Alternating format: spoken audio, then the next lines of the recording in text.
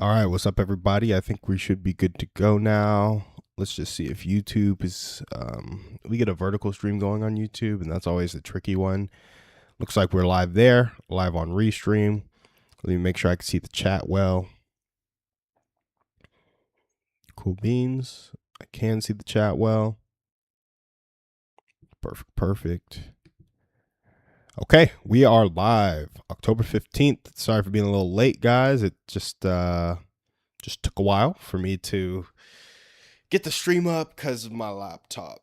So I think this afternoon, a friend of mine gave me this computer that I'm going to try out. I think it'll help me stream better. But here we are on the stream. We're talking about a few things. Trying to make sure that you guys can see everything. Okay, there we go. We're talking about a few things on the stream. So first, we talk about community. We have an Austin dog parents community here. I was going to say in Austin, but it's an Austin dog parents community. We do one event a month there. That's how we kind of help build community for people in real life. We also do this thing called apartment life, but that's really for only people at our apartment. And at this dog parent community and this one event, we're trying to get people to connect because we want to help people feel connected.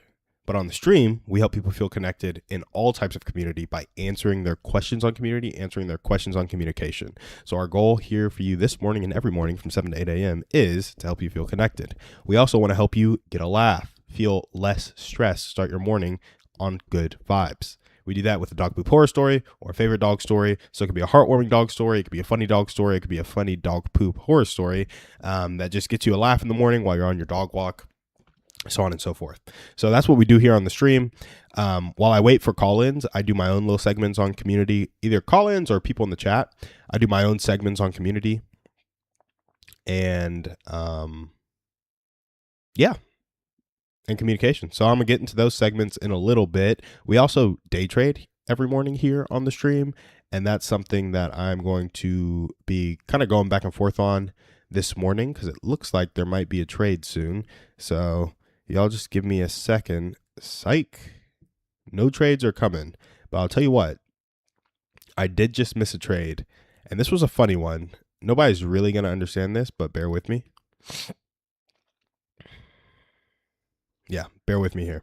So there was a fair value gap on the 1 hour. And I was like, okay, it's going from this 1 hour fair value gap to this high. Totally normal.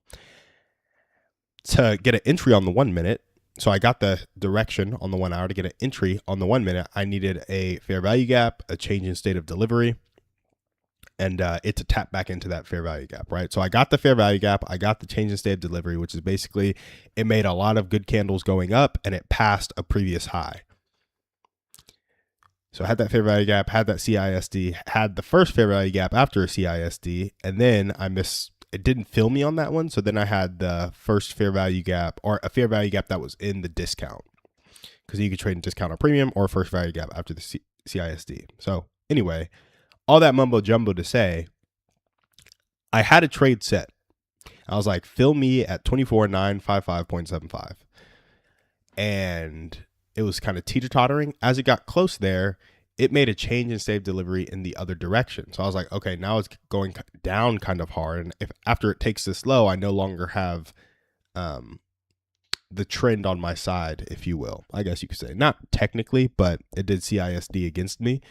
So I opted out of the trade when it was 4 points away from my entry. 3 candles later, it fills me. Go straight to target. Kid you not. Like, it fills me at 7. And then it's at target by 7:04, 7:05. So, $400 that I could have had gone. It was a good trade. It's not really a mistake because I do need the state of delivery on my side. So the fact that it came back so hard and created a bearish fair value gap in the opposite direction, it just so happened that this one went to be a winner. But you can enter on that and it starts going against you.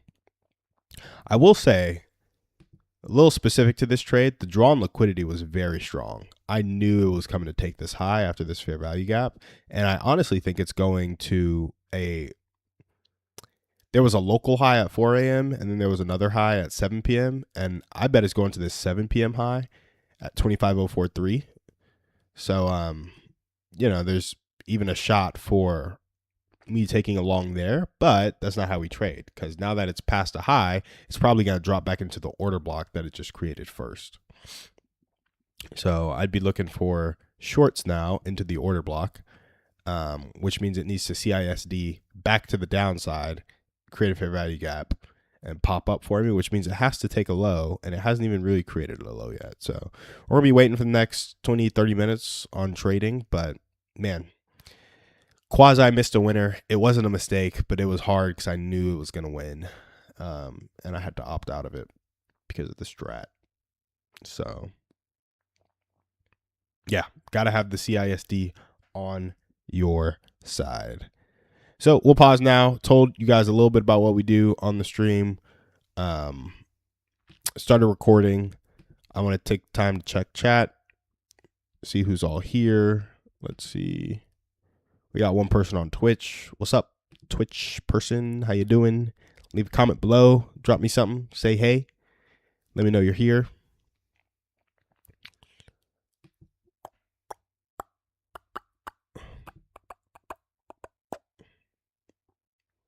Live on YouTube. I'm gonna get on YouTube on my phone just to make sure everything's going smoothly. Guys, this is also this is a stream that we're gonna have to end a little early because I have a work meeting at 8. So instead of ending at 8, we're probably gonna end at 7:55 or somewhere thereabouts. And I'm gonna be checking the charts a lot more today. Man, missing that winner was no fun. But we've had 2 good winners in a row, and I didn't actually miss it because it was against my strategy. I actually haven't pulled up my strategy in a while, so give me a second. Let me pull it up just to make sure. So the strategy is always a clear 1 hour draw. So I had it going from that fair value gap on the hour to the high, the external. So we were going internal to external. Then we wanted a 1 minute entry. So it's any fair value gap after a CISD because I have to be on the correct side of the curve. So I literally have that written. So if I was waiting for a bullish CISD and now I'm trying to take a bullish trade, but we have a bearish CISD before that trade, gotta cut the trade. Even though I was in the correct area of the premium and discount, was not on the correct side of the curve, gotta cut it. The only way that's the exception is if it's the first fair value gap after a liquidity sweep and CISD, because those are particularly potent. But any other fair value gap, gotta be on the right side of the curve. So that's tough. Still hasn't really created a low. So who knows if it's going to go back into that order block, especially with that huge green candle it just created on the 1 hour.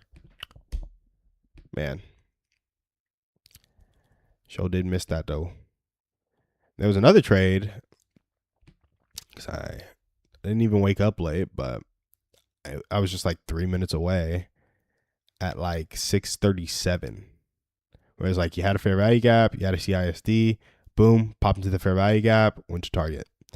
So there was 2 like pretty good trades on this swing up that could have been taken. One that was like strictly within my strategy because it was the first fair value gap after a CISD, a small CISD albeit, so it didn't look like the sexiest trade ever, but it won. So that was tough because I started looking at the charts at 6:39 and the entry was at 6:37. I was like, oh, maybe it'll come back down and fill me. Nope. To target. Straight to target. Cool beans though. That's what we got there. We're going to go ahead and jump into our community segment, and then I will speak on it for a little bit. I'll come back to see if there's anybody on the chat, anybody who wants to say what's up. Then I'll check the charts again. Actually, I'm going to check charts one more time. Okay, check the charts. No low created. No CISD yet. So we'll probably be waiting on that for a little bit. We're going to jump into this community segment. Here we go.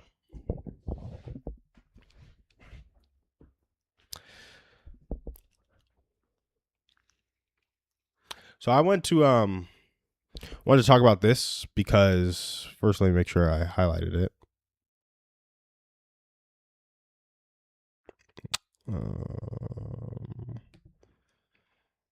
Yeah. So a question in a lot of people's heads might be, why can't I trust people? Why don't people trust me? Why do I only tell people about mistakes once I fixed it? Why am I not feeling safe with people? Like, why do people not feel safe with me? Like, what is going on when it comes to transparency and honesty in my life? Like, I always feel like I'm going to be judged. I always feel the need to judge people. Some of these might be some of the thoughts in your heads, and this segment is for those answers. So let's hop in. The question I have to you from all those questions, that hypothetical questions that I just posed to myself, is this: what if the thing keeping you from being trusted by people is how hard you try to look trustworthy? So here are three things. I'm gonna run that back. What if the thing keeping people from trusting you is how hard you try to look trustworthy? Here are three things I've done before to protect my image when it actually made me lose trust with people. The first thing is trying to solve the problem alone. When I don't let people bear my burdens with me, there's no shot that they get close to me. This happened in high school when I graduated. So many people thought they were close to me, and we just never really talked again. And that's because I was in a spot that was pretty tough. The second thing is justifying everything. A year ago, I let our sober living business go on way too long in an unprofitable manner because we were investing in the business. This was simply to protect my ego because we were failing, and made me lose trust with my wife and my business partners. The third thing I've done is wait until it's safe to be honest. Holding back the truth because you're scared of the outcome erodes trust because it feels deceptive. And really what that one does is it stops you from receiving grace for the things that you're so nervous about, and makes you live with these emotions that simmer inside you. And this happened when I first told Gracie about my struggles with lust. Like, I held that back for a while in our relationship, and it felt deceptive to me, but she just extended grace, and I was stopping myself from receiving that. And so these are some of the things you can do to protect your image, because there's some of the things I did to protect my image when it actually made me lose trust with people. And to gain trust with people, let them into your problems. Don't justify everything, but take ownership of everything. And don't wait until it's safe to be honest. Be honest and give people an opportunity to extend grace to you. That's how I think we can build trust instead of losing it. So that's my little clip for social media. Might have gone a little long, but that is what it is. I think my VA will be able to clip that up and put that on social media. But I do want to pause on this segment because transparency is key in community. And before I go on that, we're going to check the stream. Oh, I think we might have gone offline. Nope, we're streaming. We're live. It just looked like I went offline on restream for a second. I am going to turn my phone off of Do Not Disturb, guys.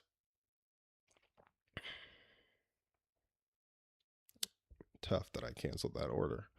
So you can call into the show, text into the show, 512-591-6138. You can ask me a community question, a communication question, a dog poop horror story, or share a favorite dog story. And the goal of this is to really just help people feel connected and then give people a laugh in the morning when they're starting their day. So check the chat, check the text messages, check the calls. We're all good there. We're still streaming live. I'm going to go back to the community segment now, because I do think this is an important one. Transparency is key to relationships and to community. And for the longest time, I was trying to be in community and build community that was bearing burdens together, but then I wouldn't allow people to bear my burdens with me. And this is a really tough thing, because I specifically am extremely good at telling people what has happened in my past, but not telling them what's going on in my present. Mostly because the past stuff is done. I've dealt with it. I've thought through it. I've worked through that. So it's safe to be honest there. Back to that third point of being safe to be honest. But I don't tell people what I'm struggling with in the present, because what if they use it against me? That would suck. What if I think they might help me? I think they might be good friends and do this, that, and the other, and then they don't. Now my expectations are let down, and that would suck. What happens when I rely on people and they're not there? That's like the underlying question there. And the answer is It hurts. And that's okay. Like, the alternative is not relying on anybody ever and not having anybody. I think if we had to make a trade-off, we'd make the scary trade-off of trusting somebody and risking them not being there, than not trusting them and being alone. I say that specifically because, before modern society came and we had all of our conveniences, all of our needs and conveniences taken care of, really, we had to trust each other with very important things. And so it was horrible to be ostracized from the community because you would die alone or you'd go crazy alone. And so transparency is super important because you need to know not only that you can extend trust to others, or you need to let others know not only that they can trust you, but that you are also extending them that trust, that there's equal skin in the game for this relationship because it's reciprocal. Give me a second. It's like I'm teeter-tottering on like needing this allergy medicine right now, but I'm feeling better than I usually do because I haven't had a poop scoop recently. The last time was this weekend, so by midweek I'm usually pretty good because I'm mostly poop scoop on the weekends, right? Because I work a job. But yeah, I just think transparency is super important. I think these are three of the things that not only do I do, or not only are they easy to do in community, but it's like nobody will really call something out because we're very into individualist culture. And so a lot of people want you to solve your problems alone. Like very few people want to come alongside you and help you be responsible, help you get back on your feet, help you steward what you got going on. They're like, you need to be putting this in because I'm at least putting this in. And to an extent, that's true. Like, men don't work, man don't eat. I think that's in the Bible, right? So if you're not putting in the work, we can't put in the work for you. But when you're doing the best you can and it's not enough, like that's what community is for. Like it shouldn't be enough with just you. Very rarely is it enough with just you. So these are some of the things I think about with community. I'll dive a little bit deeper into this, but I'm going to make another loop through on Restream, check the chat, check who's here. We got one person on Twitch, one person on YouTube, and nobody on Facebook or anything like that. Check that we're still streaming. Check the phone. And now we're going to check the charts, and I'll give you guys the update. Oh.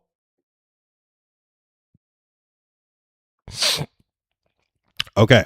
So this is actually pretty important. Give me a second here. We had a big 1 minute candle that created a fair value gap, but it didn't exactly take a low, which is interesting. So it's not really a CISD.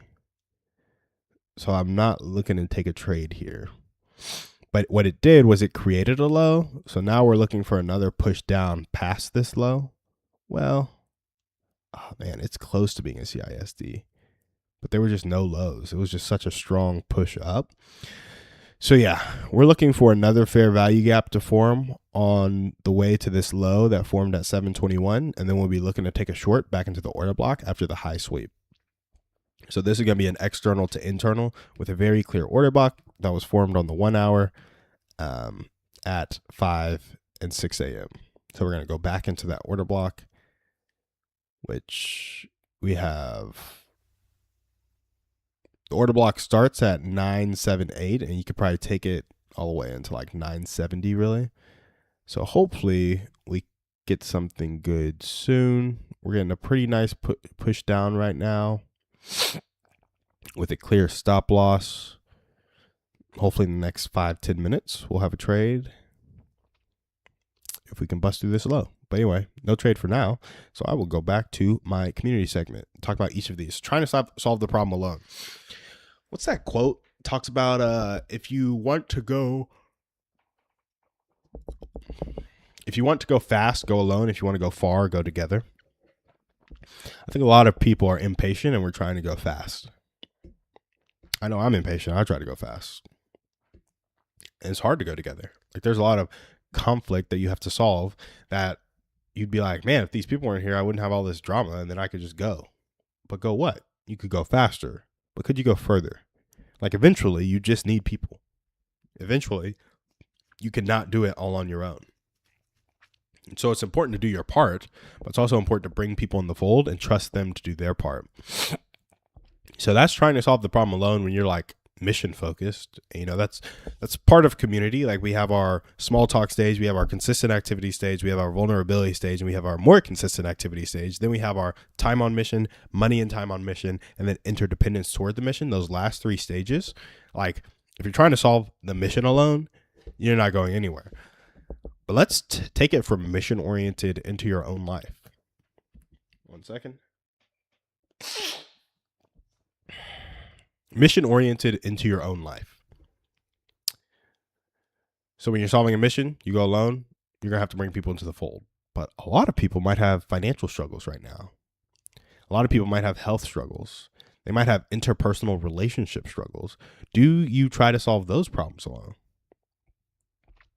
And the answer is, it may seem like everybody wants you to solve those problems alone, but I'd be willing to bet it's because you're going to the wrong people with help.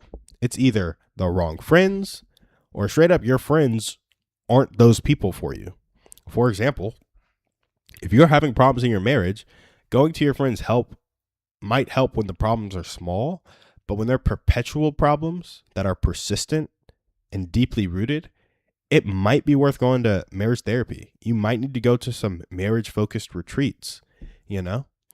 If you have trouble being like intimate with best friends and that's a problem for you, like it's hard for me to have a lot of best friends. Like I love spending time with Gracie, and then I have people that I love dearly. Obviously, but I don't need quality time with them as much as I need quality time with Gracie. There's not somebody who I'm like really looking for quality time with. Like I can get that from, there's like my first tier of people, which is Gracie. There's my second tier of people, which is my community. It's like I like to be around my community, but there's no like specific intimacy. And I used to think that was a problem, but now I think that's okay because it doesn't hinder my ability to love people or to be loved. In fact, it just encourages me saying, hey, I want to like go on the mission with you, because there was that intimacy in college. There's like, I really wanted to be around the community, and that's just not the case anymore because everybody lives such separate lives. But when you intertwine your lives, it only makes sense that you want to be around people. And so I kind of forget what my point was on this.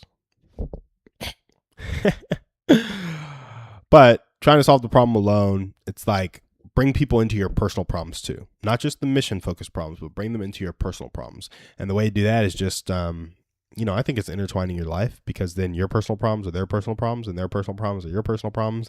And you got to do the thing together. Like if Gracie has a problem, I have a problem. And if I have a problem, Gracie has a problem, because it so deeply affects both of our lives. So we got to solve that problem together, so she can't be alone in that problem and I can't be alone in my problems because they affect each other. And, what would it be like for your personal problems to affect your friends? How close would you have to be? Would that still be a healthy relationship? I think a lot of people would say no. But I'd argue the opposite doesn't even approach relationship almost. Like we're not talking about healthy or unhealthy. We're talking about relationship or no relationship. And I feel like when you can cut ties with somebody and there's no impact to your life or their life, it's hard to say you have a real relationship, in my opinion. That is not like professional advice. You don't need to take that to the bank. But for me, if I can cut ties with you, like some people come and watch the stream, some people like my poop scooping business and let me come poop scoop for them. But it's like I cut poop scooping with them and it's like it wouldn't really impact their life, wouldn't really impact my life. Like we're all good to go. I can stop this stream, wouldn't really impact y'all's life, wouldn't really impact my life. We're good to go. Now when the stream gets bigger, it might impact my life, might impact your life. There's more of a community here, like because we're building something. But right now, in the beginning, you could stop and people would probably be fine. Nobody's tuning in for their daily laugh yet, and that's okay because we'll get there. But I don't know. There's just something about letting people into your personal problems. I think it's cool. All right, let's see. Got one person on Twitch. Nobody in the chat. Let's see if anybody's called in yet before we go a little bit deeper on our community segment. Nobody's called in. We're going to check the charts real quick. Oh, buddy. Okay. So we took the low. Shoot.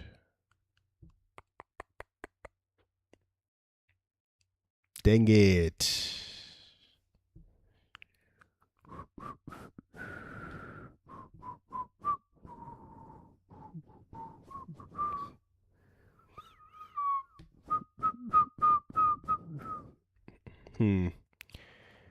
Took the low, bounced into a fair value gap, almost went to go stop out at that fair value gap with an 18-point stop loss.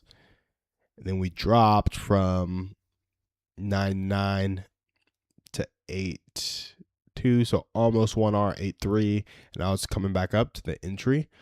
So, missed this trade back into the order block. Hasn't fully gone back into the order block, but honestly, it's so ugly now. I took the low, didn't create a very convincing fair value gap, then skyrocketed it up, came down, didn't really touch the order block. It's pushing back up with a bullish fair value gap.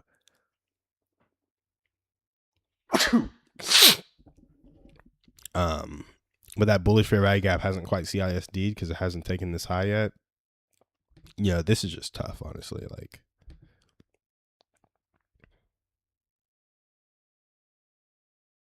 I don't even know how to trade this. I don't think I will. Again, this like fair value gap trade didn't lose, but it is struggling. Not to mention, I still think the ultimate draw on liquidity is this other high. Like way. I feel like it has to go to 25.045 before it really drops back, but it might also just drop back now. You never know. But yeah, now I don't really see myself taking a trade unless it becomes super obvious. So we will go back to the community segment. Give me a second here. Okay. So we talked about trying to solve the problem alone a bit in depth. I want to go to justifying everything in depth. This is a super common thing that helps people lose trust, in my opinion. And I'll dive a little bit deeper into our sober living business. For so long, I've been trying to make a business work. Like, I've been trying to be an entrepreneur since I was 19 or 20. I've done so many businesses, and each time I wasn't doing the required effort. And to a certain extent, I'm still not doing the required effort. I'm getting better at it. But I understand a bit more of the work that needs to be done now, and I realize why there was no shot. I didn't understand distribution. Like, I was like, okay, I can build a product, I can build an offer. That's what Russell Brunson kind of taught me. And then he wrote Traffic Secrets, and he basically said, you either need a brand or you need ads. But what he didn't talk about was how much volume you needed to do to actually have a brand, or what ads would actually be like. He talked a little bit about ads, like self-liquidating offer, but I was so against spending money on ads and didn't understand that business owners put $35 in and get $70 out. Like, I did not understand that at all. I thought it was like, oh, you just spend money on ads and eventually money comes back at some point. Like the cash conversion cycle being within 15 days or 30 days, or even having that be something you measured. I did not understand. 1 second. So take this back to sober living. I'm sitting here in the real estate business. I try to wholesale. I try to fix and flip. I try to buy and hold. I try to do all these things. I'm like, I can't do it. Finally joined the sub 2 community.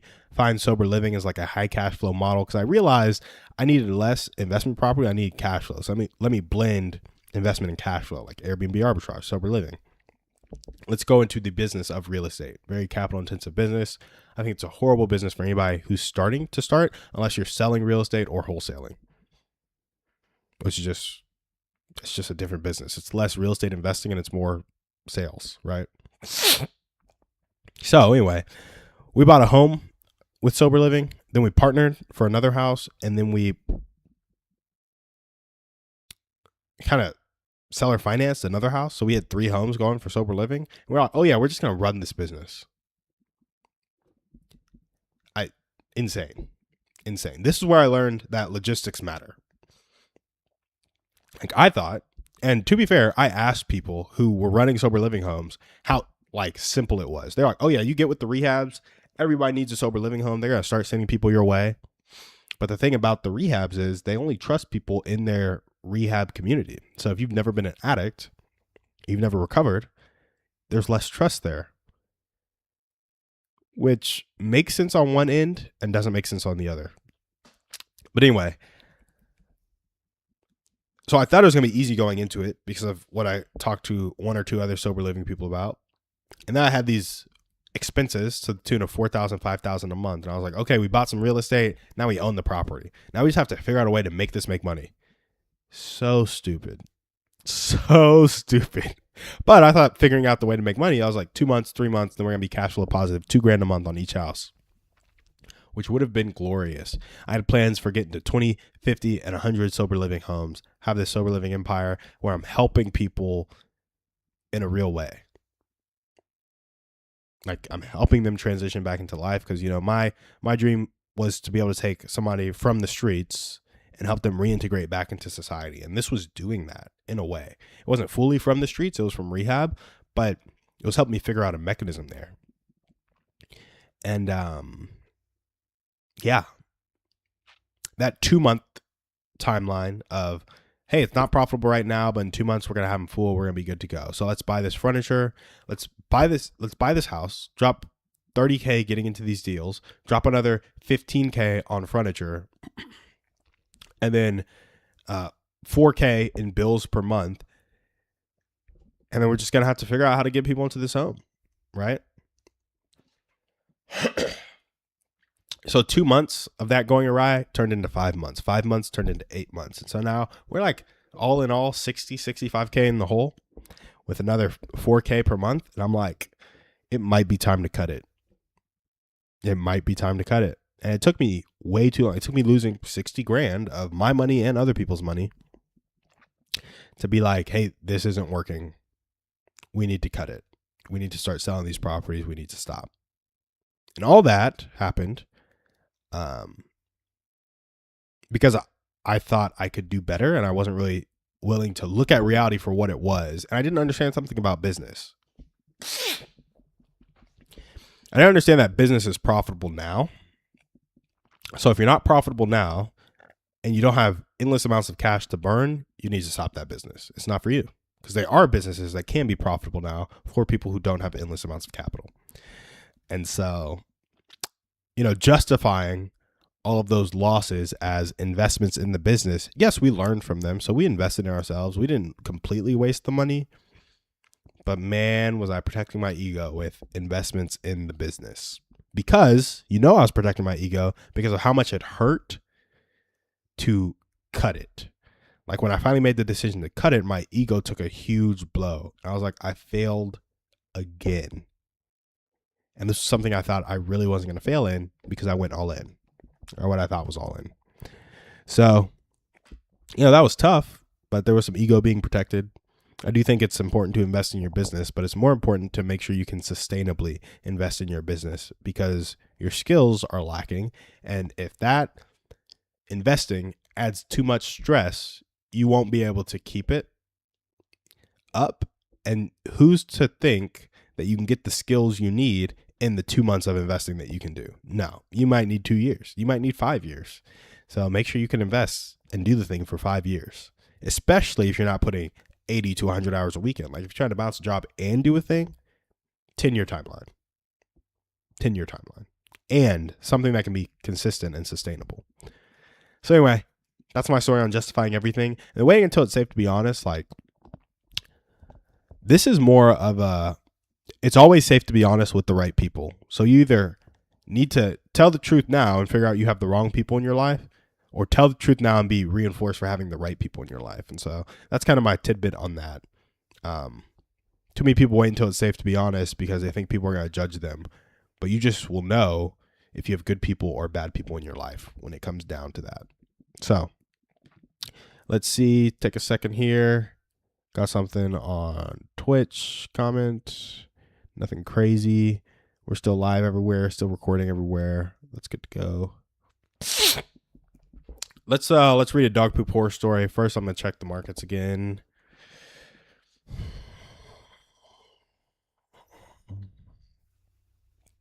Yeah, like this is just getting ugly. Like it's more bullish to me than bearish. Like I'm like, okay, when is it gonna? Here we go. We just got a bullish fair value gap taking a high. I'm like, did it drop into anything so I can take it back? I don't think it even touched this order block, which means we're still having to trade external to internal into the order block. Order block starts at 980, and on the 1 minute, our lowest point was 983. So it didn't quite get into the order block yet, so I can't take this trade here long, which is just irritating, but you know, whatever.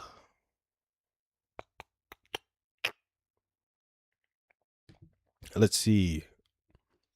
Next up, we're going to read Dog Poop story. Here we go.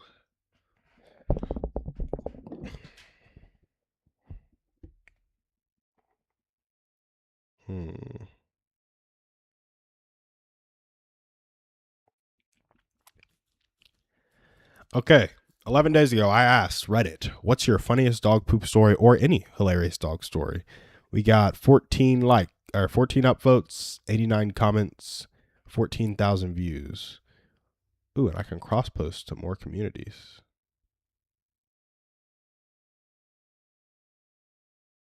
That's cool.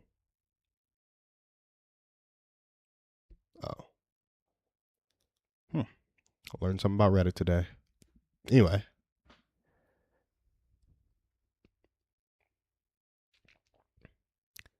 That's funny. Let's see. Way down to the bottom, things I haven't upvoted. Here we go. Maybe I should take that allergy medicine. Picky Nikki, 13. That's PIKKINIKKI 13. Picky Nikki. 11 days ago, you said, my Chihuahua has always loved her wet food, but only likes certain kinds. No pate, has to be with real meat. One time, I had a coupon for free wet food at Meher. It was pate, but I thought what would be the harm when it's free? Gave it to my spoiled Chihuahua, and she sniffed it and then pooped on it and walked away. Oh my gosh. The absolute sass from that dog. Pooping on the food you gave. Brother. That is tough. That just kind of came up in there. Like, I was reading, I was like, okay, normal story. Is this even going to be a poop horror story? Boom. Poops on the food you gives her, communicates a very clear message. I don't want this in my life. You see what I did there? We'll say crap. I don't want this crap in my life. I don't like to cuss on stream. I don't like to cuss that much at all, but every now and then for funny effect, it does happen. Okay, so that was Picky Nikki 13. Thanks for sharing. We're going to read another one. Luz Jew Leviathan. Interesting name, Luz Jew Leviathan. All I think of when I think of Leviathans is supernatural, and I'm pretty sure Catholics, maybe. I don't know. I don't know where Leviathans come from, but that's all I think of. Purgatory and that supernatural season. That's funny that maybe I should read my Bible more. Okay, here we go. Luz Jew Leviathan, 11 days ago. My parents always buy the cheapest poo bags. Classic. Those that are so thin, you can look through them. You can't really feel if you were using a bag or just picking up barehanded. The ones, often poorly sealed, in the bottom. Okay, setting the scene here. Parents always buy the cheap bags. You can look through them. You can't feel if it's barehanded or the bag. And these specific ones, poorly sealed in the bottom. It's bottom. Here we go. The poop was soft, but still able to be picked up. I take a bag, control the weld, is tight, and cull it. I don't know what those words mean, Luz Jew Leviathan. Control the weld, is tight, and cull it. Then, dog craps again. My poop phobic dad chooses to pick up. He doesn't check the weld. Guys, what is the weld? Am I tripping here? Like, I'm so confused. Anyway, he doesn't check the weld. I see him put his fingers into the bag and bend down. But I also see his bare hand sticking out. He's currently wearing the bag like a bracelet. So the weld is the bottom of the bag. And this is context clues, ladies and gentlemen. The weld is the bottom of the bag, and it has ripped. So the weld has ripped. He is currently wearing the bag like a bracelet. I yell, "Stop!" What just makes my dad stiff in anger because I raised my voice. Then he grabs the dog poo with bare hand, getting it all over his palm and fingers. Luz Leviathan, you tried to do your dad a service, and you were betrayed. So I'm not saying it serves him right that there was dog poop on his hand, but I am saying maybe he wants to listen to you in the future. Thanks for sharing, Luz Leviathan. Thanks for sharing, Picky Nicky 13. You guys were both featured on the stream. You got an upvote. And yeah, we appreciate you guys giving us a good laugh on the stream. So that's our community segment. We've done our dog poop horror stories. We'll check to see if there's any call-ins, anybody on chat. We have 7 minutes left on the stream, and I think I'm just going to vibe. Like, I have a communication segment that I can run through right quick. Prepped.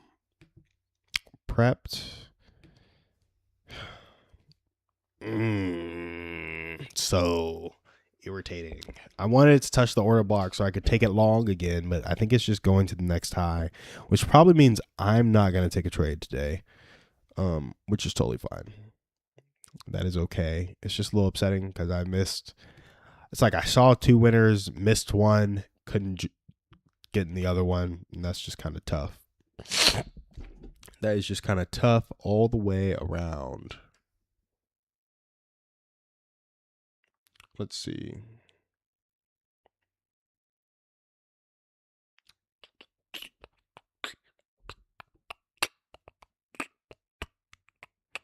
If you guys want to know something cool about building community, we have our dog event on a week from today, 10/22, and we're doing it at Blue Owl Brewing. We remember yesterday on stream when we were trying to figure out how to get the ad going. Well, we got the ad going, and we have 62 people interested in that event, and we're getting leads at, and by leads I mean Facebook profiles who are interested that now we can go to add to our friends list, DM. We're getting these leads at $1.23 per response. And so I think we're going to go ahead and have, hopefully 700, 800 people say they're interested in the event. We're going to try and DM them all and get them into the Facebook group. And, as we grow that group, it'll just be a super cool thing. It looks like today we're getting responses at $2.21. And yesterday we were getting responses at $1.09. So hopefully it doesn't keep getting worse. And, hopefully it gets a little better for the rest of today. But it might also be that event responses just cost more, and maybe you cap out at 100 responses or 200 responses for an effective cost per lead. But anyway, we'll keep you guys posted on that. We have a few people still trickling into the Facebook. Oh boy. I don't know what is going on right now in the markets. Let's check if there's any news at a random 7:50 a.m. Definitely not.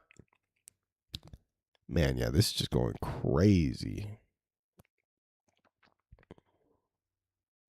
Yeah, we just had this random candle push all the way down through a low, through a second low, through a third low, and not through the fourth low, almost to the order block.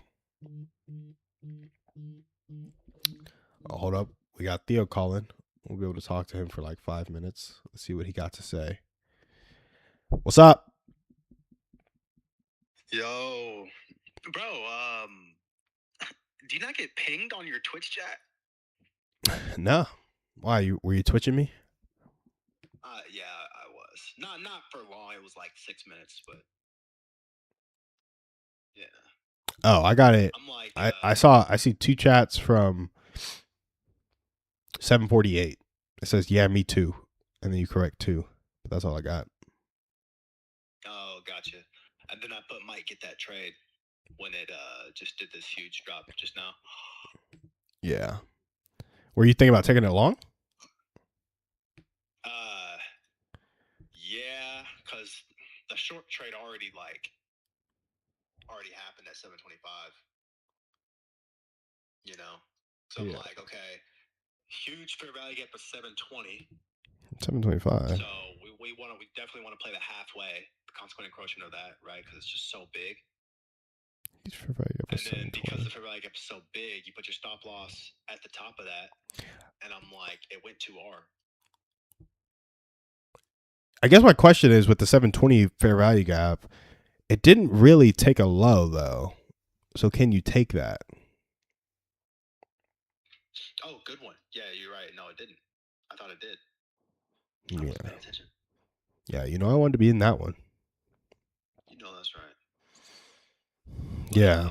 And so then when it took this low, there was a really small fair value gap at 728 that then got filled with this crazy 730 candle that almost would have stopped you out right after it entered you. yeah, And that's so kind of crazy. I came back after talking on the stream for a little bit. I was like, all right, I'm not taking a trade today. But I also get this 6:30. I logged on at 6:39. I was looking at the markets. As you can see, at 6:37, you get tagged into a fair value gap that just finished a CISD. You did. And so at 6:39, I was like, maybe it drops back in there. And then sure enough, target.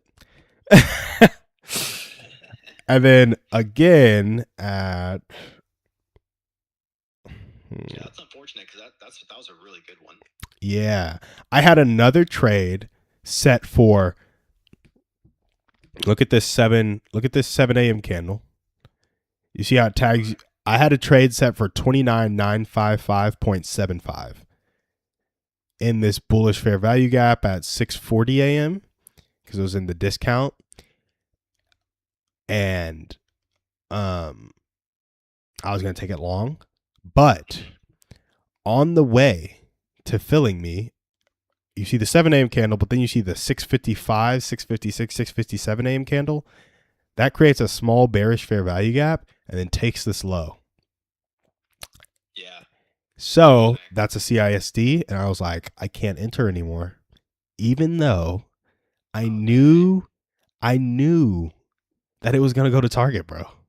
I knew it in my bones. I was gonna say, bro, like, well, you know, it's a good rule to keep, but It is because like the delivery was so obvious. so obvious, bro. It was so obvious, and I was like, okay, this trade's gonna win. But I still think the rule is a good rule. Like you want to be on the right side of the curve when I'm taking it. When buying, yeah, you do. Yeah, so if this hadn't created a fair value gap, I would have been in that trade all day. I literally had it set. And was looking at it. I was like, I guess technically this is a bearish CISD, but I just know it's going to win. And I ended up getting out. And it was tough because it hadn't even broken the low yet. But by the time it filled me, it's like there would have been a bearish fair value gap, and then it would have taken a low. So that is a CISD by definition. You can't get around it. Yeah. Anyway, that's how my trading day went. Missed a trade by 2 minutes. Crazy. Let another winner go, knowing that it was going to be a winner, but it wasn't an actual mistake because of my strategy. Right. And then just trying to find another way to get in. Really, I was trying to find a short back into the order block, but then that didn't take a low. Yeah. It's been wild out here. Anyway, I have a work meeting in 4 minutes, so okay. Got to close down the stream. Give me a second there. I'm going to do that.